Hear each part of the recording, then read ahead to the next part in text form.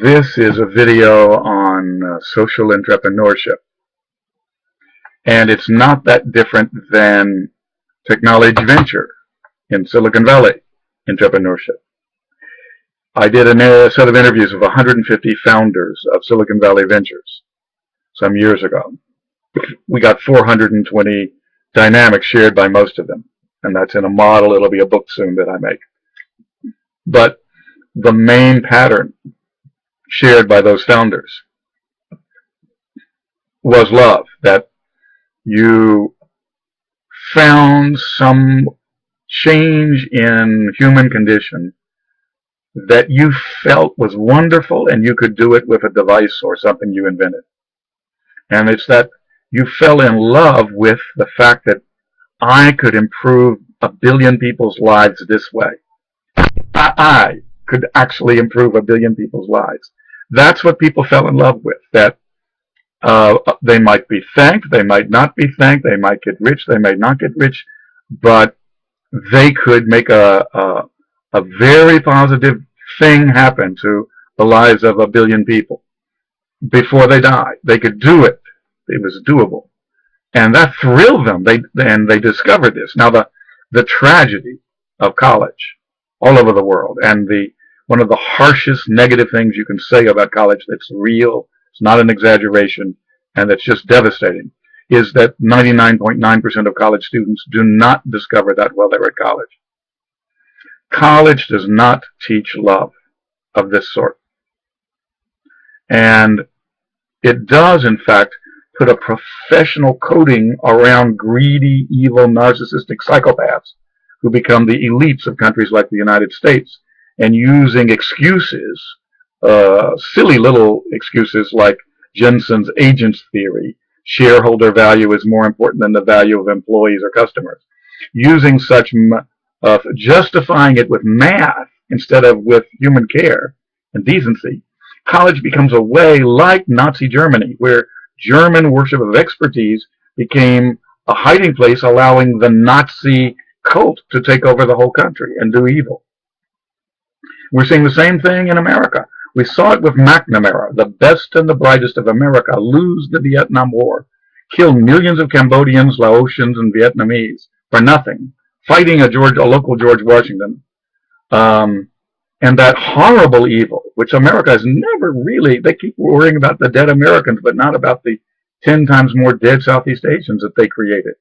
That they did that horrible, horrible, as yet unadmitted evil, and then killed hundreds of thousands of their own soldiers for an evil purpose, because McNamara and the leaders of America had 800 math scores, GREs, at Harvard.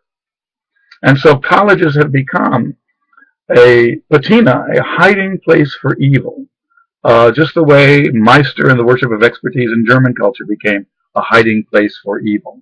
Professional expertise is one of the historically most dangerous hiding places for evil. And colleges need to stop teaching evil, and they need to learn how to teach love. So the hardest thing in teaching social entrepreneurs is this: going to the center of evil in our time, which is colleges. The places where the elites that took $13 trillion from the world in 2008 in the financial crisis and justified it with Jensen's agency theory, shareholder value, UBERALLES. But these UBERALLES guys, economics UBERALLES, shareholders UBERALLES, from Harvard 800 GRE math scores, they defeat all the rest of us by being smarter than us in high school. And then they go to really famous colleges while the rest of us go to ordinary little colleges. And then we don't notice that the Harvard B School grads 20 years after graduation average $200,000 a year, which is pretty miserable given the fact they paid $200,000 a year to go to Harvard. So it's not a great investment. You know, selling socks is a better investment, actually. As one of my students was doing, make a hell of a lot more money than that selling stocks. So the fundamental issue of social entrepreneurship I've just stated. Did you get it? Did you understand what I said? It's a real test of your intelligence and your decency and your humanity, whether you even understood my point. I'm sure most of the professors out there could not understand what I was saying. They just thought my words made no sense to them.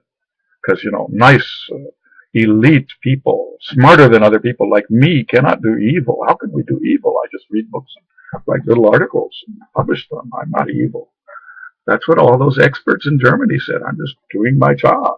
So, you know, Eichmann in you know, nobody reads Eichmann in Jerusalem by Hannah Arendt anymore. She's the primary philosopher of democracy in the first 70 years of the 20th century.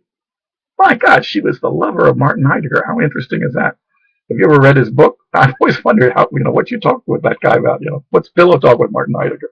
So I was fascinated by her. But I read her books and her theories quite well, and seriously. And she was the primary philosopher of political democracy for the first 70 years of the 20th century. Maybe Guy Barber and some other people came after her and replaced her. But she wrote a book, Eichmann in Jerusalem, about how German worship of meister form expertise and professionalism became the bridge that allowed this Nazi cult. Adolf Hitler, you know, had the education of a 16-year-old. Hadn't graduated from high school. And you put the leader of that nation, and that you put a 16-year-old leading that nation. How did that happen? How did expertise? You put Robert McNamara, a bean counter, in charge of a war, and he counted beans until the United States lost its first war and killed 6 million Southeast Asians. How bad can Harvard be? It creates people like McNamara. Oh, it creates some good people too. Yeah, but you know, the great preponderance of the people it creates are evil. Look at Wall Street. Look at Wall Street.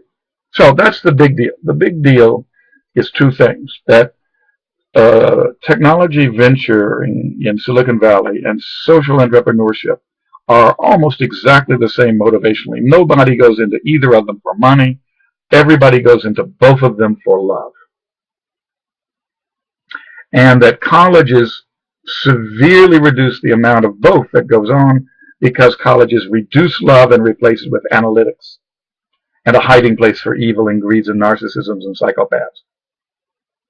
So, who focuses best in high school? Who becomes the high school class president? The psychopath, the person who likes manipulating and being on top of other people. Who likes being CEO? The psychopath, the person who doesn't like other people and wants them to kiss his butt because he suffered in junior high school. A lot of CEOs are short guys who were kind of bitter in the boyhood playgrounds of the middle school and wanted revenge, and they wanted $1 billion in it. I used to call them $1 billion an inch when I was eating lunch at EDS because Ross Perot was so sharp. Robert Reich's a great example. He's extremely short, was a Harvard professor, and he and Ross Perot spoke to the Harvard Club in Manhattan together once. And they're both extremely short men. I mean, extremely short. And Robert Reich stood behind the podium, and you couldn't see anything. And then these two arms came up sort of midway in that stand under the podium, and that was him. And he said, I could talk to you like this all night, and then he leaped to the side, holding the microphone in his hand. I could talk to you like this, and you could actually see me. And he making fun of how short he is and undefensive about it. Ross Perot had a special thing wheeled up to lift him up higher than usual speakers are at the podium, to make him look like a big shot. And here he is at 60 years old with several $1 billion. He's probably one of the world's best salesmen ever because he sold his entire company to General Motors for billions, and then he bought it back for millions a few years later. That was a good sale. He was a good salesman. He could spot suckers and he could sell to them. And the military had a lot of suckers he sold to. And General Motors had a chairman who was a sucker that he sold to. I mean, the key to being a really, really great salesman is a thing called sucker finding. And they teach you that at McKinsey. They really do. They have a course on it. They teach it to you. And it's a great way to sell because in order to get the really big sales, you need to find suckers or you need a good product. And it's much easier. Harvard teaches and McKinsey teaches. It's much easier to find suckers than it is to have a good product. So that's the problem. And then what do you do if you know that colleges tend to reduce social entrepreneurship and technology entrepreneurship?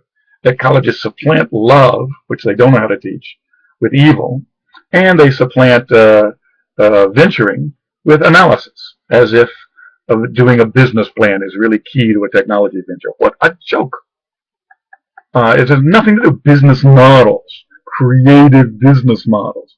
They want to teach that.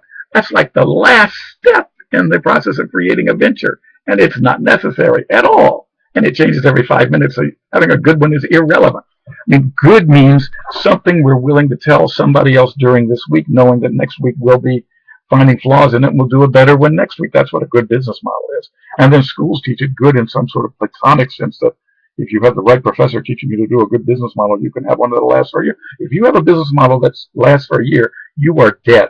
Your business is sunk, and you're a moron, and you were made a moron by going to Harvard and having that stupid, arrogant Jensen-type professor who knows nothing about business but knows a lot about economics teach you that crap. Okay? Now, a lot of people say, Richard, you want a job in a business school, but you say all these ugly, nasty, real things like that. They're not going to hire you. Okay, this is a test. This is an intelligence test for a business school. Can you have someone like me on your faculty, or are you a bunch of lying, gutless, evil wimps? Okay? When you hire Richard, you gotta have courage, because Richard is a nice guy. He knows how to be a team player and let all kinds of crap go by with other people. Because I think variety on a faculty is one of the best things that students get and that research gets. You really don't want faculty who agree with each other. I was at Chicago's business school, and the biggest weakness, the almost adolescent weakness of that business school, was kissing Milton Friedman's butt. I mean, they had a statue of him in the lunchroom, and before you could get your bread or your rice, you had to walk up to the statue and kiss his butt. It was shiny from where all the little lips had kissed it. And everybody in the lunchroom did that. They all went up there and kissed his butt. And that's not a college. It's not a zoo. It's more boring. In a zoo, you got different animals. This is like one kind of animal in the zoo. It's a really boring zoo. And a good faculty is not that. And a faculty that has intellectual courage has people with enough courage to disagree with each other. And a faculty that forces other faculty not to disagree with them, those are cowards. That's Jensen and that generation of economic guys. They are cowards because they know there's no general equilibrium. There is no general equilibrium. Arrow got a Nobel Prize, but it's crap. The math is crap. Santa Fe Institute proved that they're plural equilibria. We have no idea which one the economy right now is drifting toward. We don't have data that good by any means. The Republicans are trying to gut the data that we have, so we'll have even worse data in the future. Not a clue. Okay, so how do you teach social entrepreneurship? Well, there's two things you have to teach. Number one, you do have to teach love and motive. And you have to take small, little, tiny motives and make them immense. And if you don't know how to do that as a faculty, then don't teach entrepreneurship of either sort. Number two, love will fail utterly, not with analysis, but with reality, knowing how passion and motive go wrong when you try to help other people and help the world. And this is really critical, because when you try to help users, they just don't get helped by what you designed to help them. And then you realize that it's the engineers designed it as if they were the user to help. If I were a user, I would like this. And the engineers, the developers, supplant themselves for the end users the longer the project is and the more people on the project.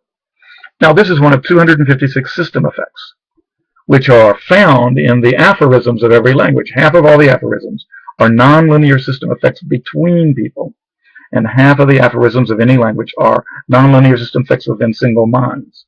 So that's where the aphorisms of languages are where the sleeping dog, let sleeping dogs lie, the stitch in time saves 9. These aphorisms are where nonlinear system intuitions got into human life, and that's what you have to do when you run a venture. You have to throw away business models weekly, throw away business plans daily, and respond to these nonlinear feedbacks that you're getting, and adapt, adapt, adapt. Like a gymnast. It's more like mental and emotional and labor gymnastics than it is like what a business school teaches at all. And, you know, professors without muscle shouldn't be teaching it.